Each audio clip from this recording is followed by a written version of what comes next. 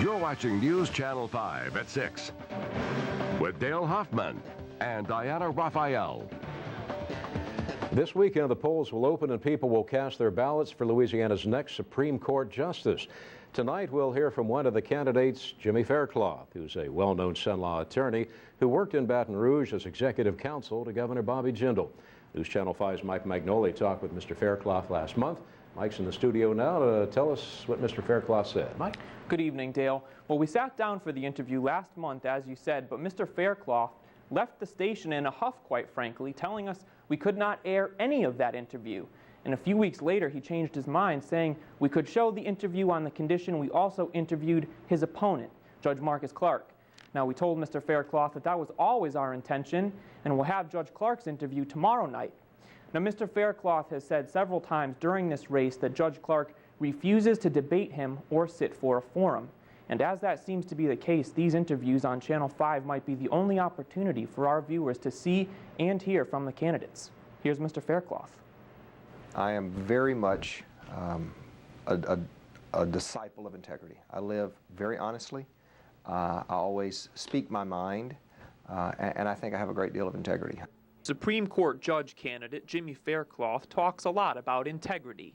Here's the word again in his biography on the Faircloth campaign website. He's never been a judge, but as a lawyer, he has 20 years' experience representing a diverse list of clients. The Louisiana Supreme Court is an appellate court. It's not unusual to have lawyers from rich, diverse practices called to appellate courts. Pascal Caligaro, who recently retired from the court, served 35 years. He's the longest-serving member of the court in the court's history, 18 years as the chief. He came straight from the practice of law. I've represented hundreds of clients on lots of lawsuits and defended lawsuits, handled lawsuits for corporate and commercial clients. But when Faircloth joined Governor Jindal's administration, the media spotlight focused in on the work he did for one client in particular, the Coshada Indians. And his dealings with the tribe became the subject of an explosive expose in the Times-Picayune.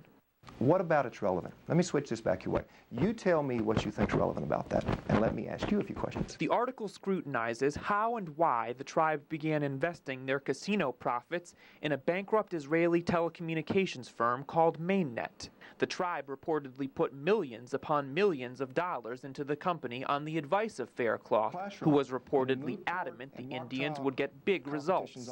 They never did, according to the piece. Faircloth's brother later joined Mainnet. The money kept flowing, but the Indians reportedly didn't see a penny in return. One tribal council member wrote to the others he was concerned Faircloth's advice was pushing them to proceed deeper and deeper into financial ruin.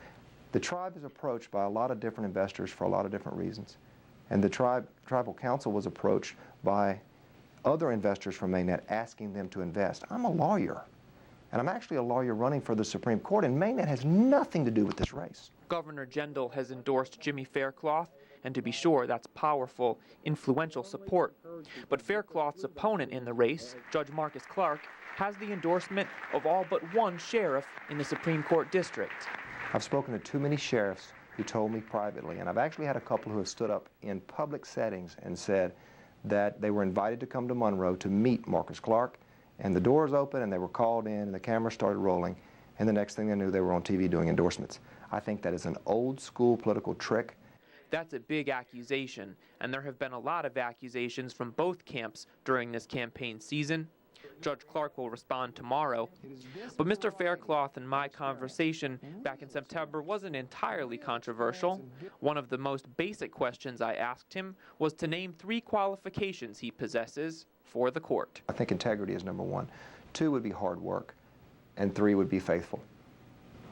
And Dale, Mr. Faircloth also told me on camera he doesn't think the politics of an election season follow a man to the bench. He says, in essence, running the race and sitting on the bench are completely unconnected. And in Mr. Faircloth's words, a Supreme Court judge is, quote, isolated and, quote, removed from any politicking. Dale? All right, thank you, Mike. Remind the folks that the polls open Saturday morning, close Saturday night. We'll have the results right here on News Channel 5. Thank you, Mike. We appreciate that.